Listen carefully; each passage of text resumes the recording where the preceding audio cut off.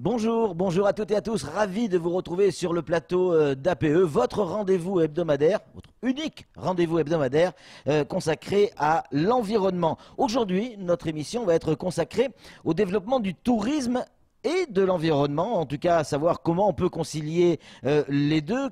Clairement, Mayotte a fait le choix de l'écotourisme en termes de tourisme, donc un tourisme en lien direct avec l'environnement. Mais la question qui se pose, c'est est-ce que l'écotourisme peut arriver à faire vivre nos professionnels du tourisme? En tout cas, on s'est penché sur la question. Est-ce qu'on peut réellement améliorer tout ça? En tout cas, moi j'y crois. Tout de suite, le sommaire de cette émission.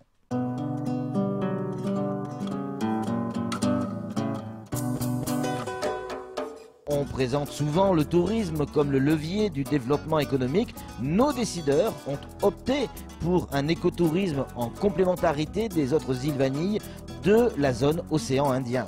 Notre diversité culturelle et géographique sont de réels atouts à la fois pour attirer du tourisme mais aussi pour développer de l'emploi. Le tourisme est donc au carrefour de choix importants, l'amélioration du niveau de vie des habitants et la préservation de notre environnement. Comment concilier ces deux aspirations raisonnables? Nos équipes sont parties sur le terrain pour rencontrer celles et ceux qui concilient environnement et offre touristique, puis sur le plateau avec nos invités. On aura Aruna Atoumani, vice-président du CDTM, Patrick Varela, Mayotte Lagon et Lionel Faure, le manager du gîte du Mont Combani. Évidemment, en fin d'émission, nous aurons Anne-Constance Songuena avec laquelle nous aborderons les gestes qui peuvent tout changer.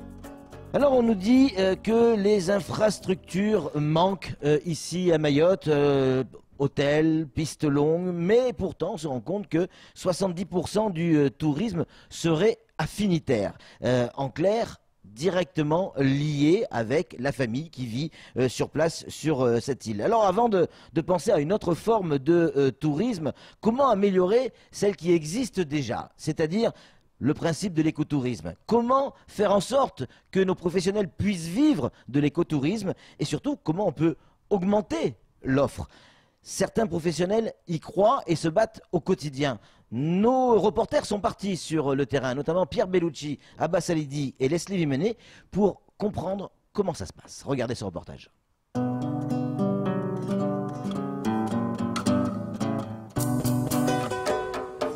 Selon le haut fonctionnaire français Philippe Saint-Marc, le coût de la protection du milieu naturel est beaucoup plus faible que le coût de sa reconstitution. La défense de la nature est donc rentable pour les nations, une notion de rentabilité qui trouve tout son sens dans l'écotourisme. Mais savez-vous en quoi consiste cette forme de tourisme? Non, franchement, pas trop. Alors, le tourisme durable, qu'est-ce que c'est? Ce que j'ai compris, l'écotourisme, c'est touristes verts. Tout ce qui a à voir avec l'environnement, respecter l'environnement. De faire les choses à long terme. Qui contribue au tourisme pour l'île, mais à la fois aussi à l'environnement de l'île. Le tourisme durable tient compte des impacts économiques, sociaux et environnementaux actuels et futurs en répondant aux besoins des visiteurs, des professionnels de l'environnement et des communautés d'accueil. Avec ses richesses naturelles remarquables, Mayotte possède les atouts pour développer ce tourisme alternatif. On est entouré quand même de destinations qui sont très connues, telles que Maurice, Seychelles. Donc nous, on se place au milieu en tant que l'île authentique, mais aussi île au lagon, qui présente une biodiversité terrestre et marine très conséquente. Donc on ne peut pas faire autrement que de faire ce qu'on appelle l'écotourisme. En marge des établissements comme l'hôtel Sakouli, situé en bord de mer, certains ont fait le choix de mettre en valeur les richesses forestières de l'île. C'est le cas du gîte du Mont Combani, qui s'est spécialisé dans le tourisme durable. On est terrain agricole, on utilise les fruits et légumes de notre terrain journellement. C'est beaucoup de travail, une équipe en charge de tous ces travaux, aussi bien pour les structures, pour les habitations, les bungalows qu'on propose aux clients qui sont en raffia ou en terre battue. On est relié à de l'eau de source pour tout ce qui est toilettes, douches, lavabo. On a également opté pour du solaire, des panneaux sur toiture. On essaye d'être le plus possible autonome. Pour se voir attribuer le titre d'éco-hébergement, l'hébergement touristique doit s'inscrire dans une démarche destinée à limiter son impact sur l'environnement. C'est le cas du gîte du Mont-Combani, qui de par son implantation, ses installations, ses services et ses activités associées, s'intègre parfaitement dans son milieu naturel. On utilise essentiellement du bois noir.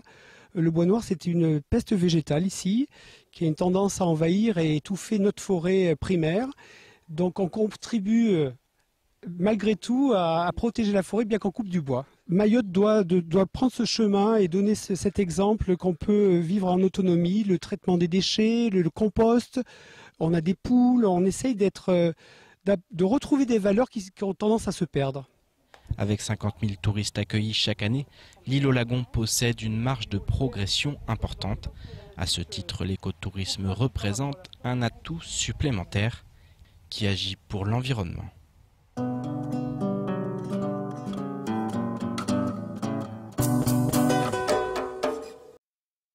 Des images magnifiques. Encore merci à toutes les équipes de Pierre Bellucci et du cabinet Incidence. Bonjour Anne-Constance. Bonjour Patrick. On continue avec Lionel Faure, manager du gîte du Mont-Combani. Bonjour. Bonjour. Bonjour Lionel. Atoumani Arona, qu'on connaît bien sur ce plateau, vice-président du CDTM. Bonjour monsieur le vice-président. Bonjour Patrick. Et enfin Patrick Varela, directeur de Mayotte Lagon. Patrick, bonjour. Bonjour Patrick, Oui, Mayotte Lagon et Alain Mandas Boat. Entre autres, société. on va en parler, vous allez voir. Quels sont les touristes qui fréquentent notre île aujourd'hui? Qui sont ces gens? À quoi ils ressemblent? On a, en illustrant un petit peu sur cette émission, tu as parlé du tourisme affinitaire. C'est quoi le tourisme affinitaire? Le tourisme affinitaire, c'est des touristes venant de l'extérieur qui ont de la famille ici. C'est-à-dire ils ont connu la destination grâce à leur famille. Et souvent, ils sont accueillis par cette famille qui les héberge ou leur prête des voitures, mais qui consomment aussi le tourisme parce qu'ils vont appeler mon ami pour les sorties en mer, ils vont appeler les prestataires terrestres pour les randonnées, ils vont aussi en profiter d'aller au restaurant tout simplement et avant de partir quand même aller dans un hôtel pour essayer de finir le séjour en beauté. On n'a que 360 km². Il y a l'environnement, il y a aussi l'enjeu de superficie en fait de notre île. On ne doit pas dépasser. Normalement, pour avoir des tourismes raisonnables, raisonnés, on ne doit pas dépasser la population qui réside en fait, quoi qu'il en soit dans ce pays. Le jour qu'on dépassera plus de 250 000 touristes, là il y a un problème. Là on risque vraiment de toucher l'environnement. C'est important ce que vous dites, parce que ça veut dire qu'on n'est pas destiné à être véritablement une grande île touristique. Patrick Varela, est-ce que le tourisme d'affaires peut être véritablement une opportunité? Le tourisme d'affaires, ça nous concerne, c'est très intéressant. Pour nous, les prestataires sur le lagon, on a un tourisme d'affaires qui viennent sur le lagon pour découvrir les beautés de cette île. Oui, le tourisme d'affaires est intéressant. Mais il est vrai qu'on est plus concerné par le tourisme affinitaire, la famille, les amis. Et aussi, quand même, ne pas oublier le tourisme d'agrément qui est très limité. C'est quoi le tourisme d'agrément? C'est ce que vous êtes en train de dire, tourisme de masse. D'accord. C'est ça, c'est un peu ce que Maurice a, c'est du tourisme d'agrément, en grande majorité. Mais on ne pourra jamais faire de tourisme de masse à Mayotte parce qu'il faut être raisonnable. C'est une petite île comme mon ami l'a dit, et on pourra, c'est vrai, si on pouvait déjà avoir 150 000 touristes, ça serait déjà formidable pour Mayotte. Ça serait une économie très intéressante, ça créerait des emplois et ça donnerait une très bonne image de Mayotte. Mais il faut vraiment faire un tourisme de qualité. Voilà. Lionel Faure, vous êtes le manager du gîte du Mont-Combani. Quand on parle d'écotourisme, c'est quoi en clair l'écotourisme? L'écotourisme, c'est trouver une symbiose entre l'homme et la nature locale et de ne pas dénaturer la culture locale ainsi que la biodiversité. Ça, c'est un gros problème qu'il faut prendre de front. C'est drainer les gens sur les sites à visiter afin de préserver toute la richesse qu'on a sur cette belle île de Mayotte. Ça veut dire quoi? Que nos professionnels doivent être aussi les premiers défenseurs de notre nature? Ah, tout à fait, tout à fait. Donc une forme de connaissance, il faut connaître. Complètement. On doit être dans une complémentarité. Mayotte dispose d'un lagon formidable, mais elle a aussi des terres. Et si la terre est préservée, le lagon également, c'est un duo, c'est un binôme qui ne peut pas fonctionner autrement. C'est quoi les freins au développement de l'écotourisme? Les freins, déjà les billets sont quand même très chers. Oui. L'écotourisme s'ouvre à un budget moyen. Prenez un vol pour une famille, c'est quand même un coût. Oui, donc aujourd'hui c'est quand même une grosse problématique. Mais ceci dit, après il faut voir le flux qu'on veut recevoir. Ouais. Sur Mayotte. Là-dessus, je crois que on a été relativement clair. Vous êtes d'accord avec ça? On ne peut pas recevoir énormément de monde et on ne veut pas recevoir plus de monde. C'est certain, c'est certain. En clair, quand on a nos ministres qui nous disent le développement de Mayotte, ça passera par le tourisme, etc., j'ai le sentiment qu'en vous écoutant que non, c'est pas plus que ce qu'on a. Non, on est à 50 000. Mais 50 000, c'est vraiment très très peu. Et encore, est-ce que c'est vraiment du tourisme, 50 000 Si déjà on atteignait 100, 150 000, ça serait déjà énorme. Mais toujours pareil, un tourisme encadré, raisonnable. Et on sait faire ça, on peut le faire. On peut le faire, mais tout est possible. Il suffit d'avoir la volonté. Et si on arrive à atteindre ce nombre de touristes un peu plus important, ça donnera une meilleure image de Mayotte et on aura une bonne publicité. Mais il faut travailler. Les professionnels, c'est très important. Déjà, nous, on doit respecter, on doit se battre pour l'environnement et on doit aussi montrer le bon exemple.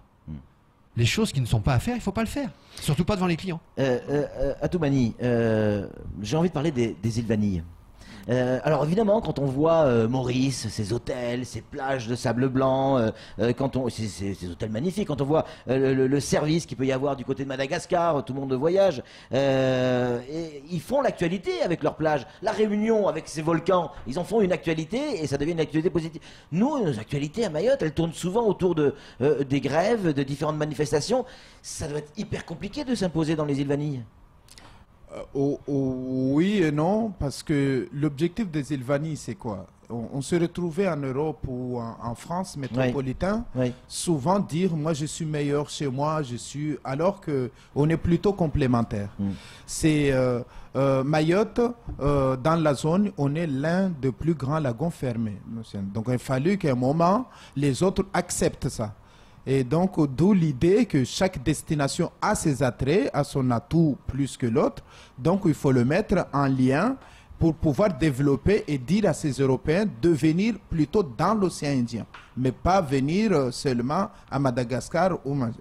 Et l'idée aussi de un peu trouver ce moyen en fait, de liaison aérienne, parce que ce n'est pas évident.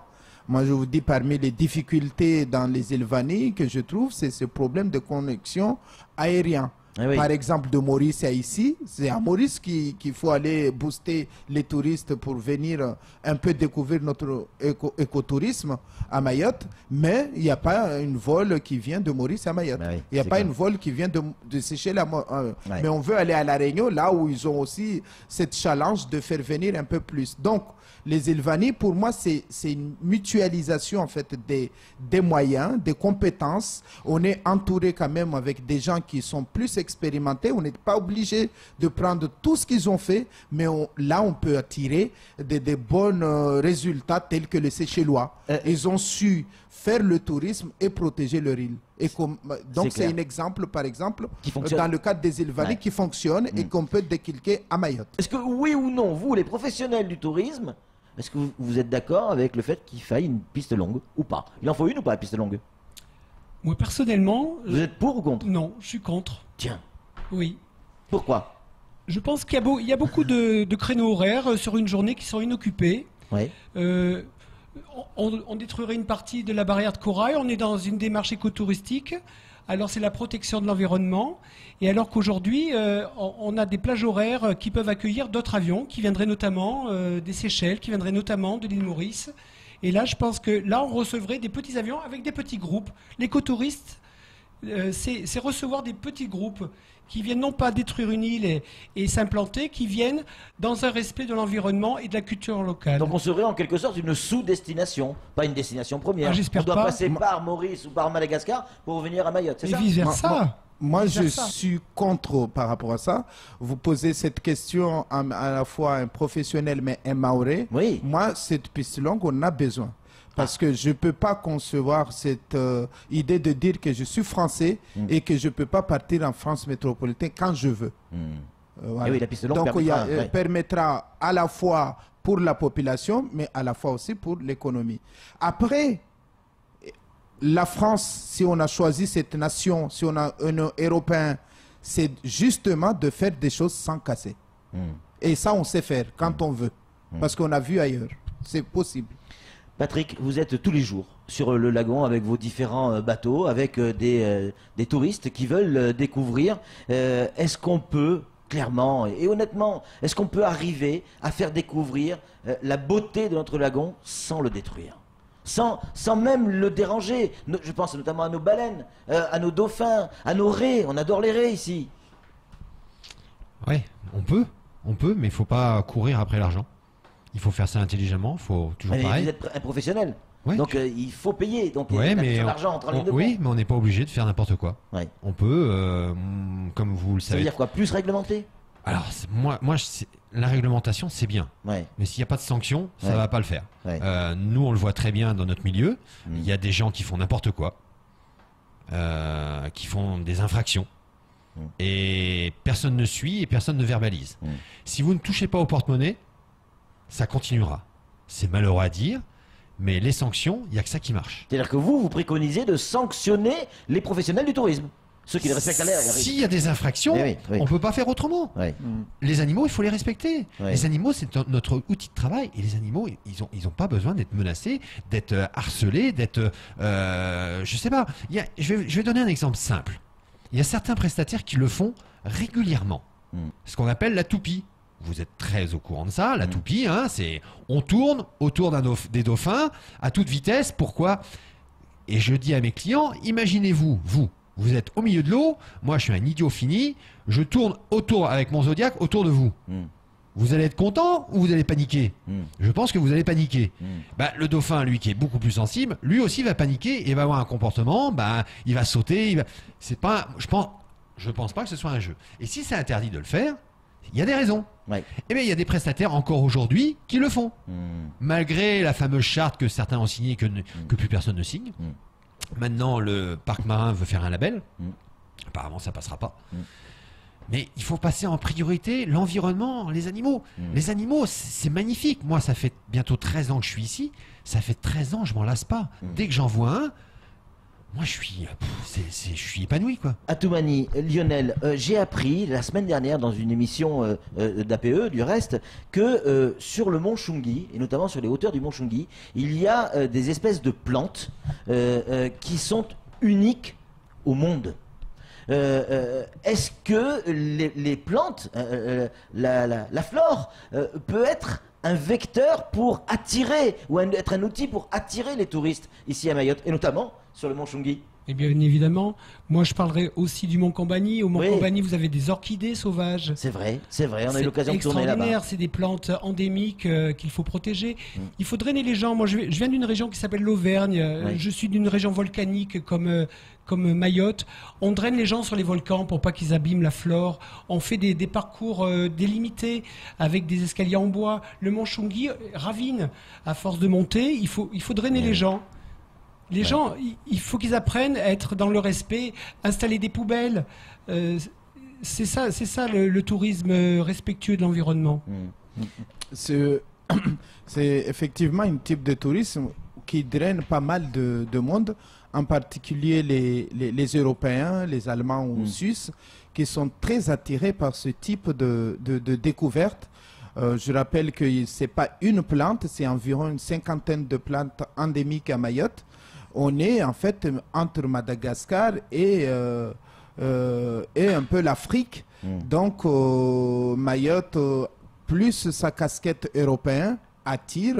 Il n'y a pas longtemps, on a eu des Américains qui passent et qui sont passionnés par les plantes. Ils sont très très attirés par cette nature. En préparant cette émission, on s'est rendu compte qu'il y avait de plus en plus à Mayotte de gens qui s'improvisent guides ou entre guillemets professionnels du tourisme, des gens qui travaillent au black, comme on dit assez vulgairement. Il y en a de plus en plus. Et donc c'est des gens qui vont capter de la clientèle touristique, mais qui vont peut-être pas forcément donner les bons conseils ou les bonnes informations. Comment on peut lutter contre ce travail, j'allais dire, illégal ?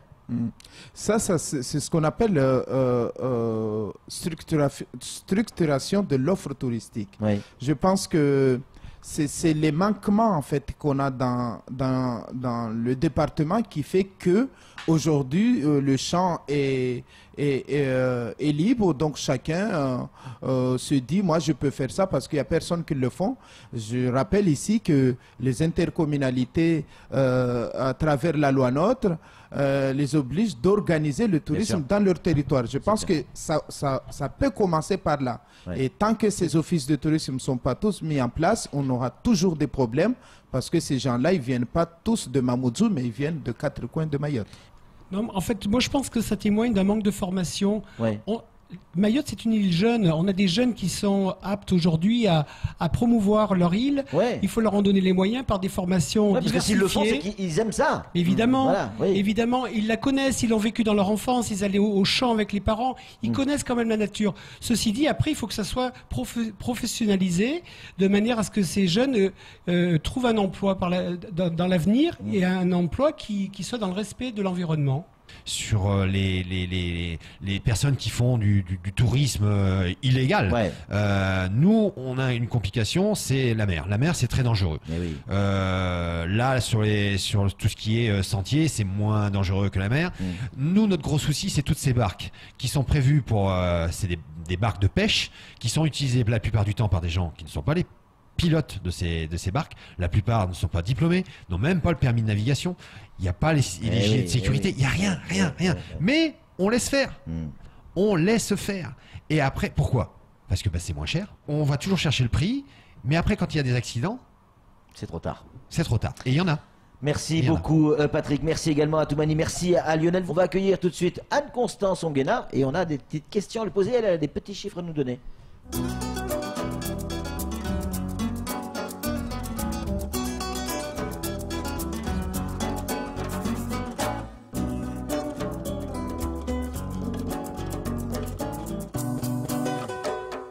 Les chiffres de Anne-Constance, combien y a-t-il d'hébergements touristiques à Mayotte? Un chiffre. 1032. 1032 lits sont référencés à la fin de l'année 2015, ce qui représente 44 établissements, si on convertit. Et si on fait une comparaison avec La Réunion, quand nous on a 1032 lits référencés, La Réunion on a près de 16 000. Ah oui, c'est pas tout à fait... bon, c'est vrai que La Réunion, c'est beaucoup plus grand, mais en termes d'offres... oui, c'est clair. Il faut toujours comparer. Oui, tout à fait. 48% des établissements hôteliers bénéficient d'un classement. Ça veut dire quoi, un classement? Parce qu'il existe des tonnes de classements. Ça veut dire que moins d'un hôtel ou gîte sur deux bénéficie d'un classement reconnu nationalement ou internationalement qui peut donner des garanties à des touristes sur la qualité des prestations qu'ils vont pouvoir trouver une fois sur place. Sauf que comme il n'y en a pas beaucoup, évidemment, ça n'attire pas le tourisme autre que le touriste affinitaire. Est-ce qu'on connaît le chiffre exact? Combien il y a de touristes qui passent à Mayotte chaque année? Oui, on connaît, on est à 50 700 touristes qui sont passés sur les dernières années. C'est un chiffre qui est stable.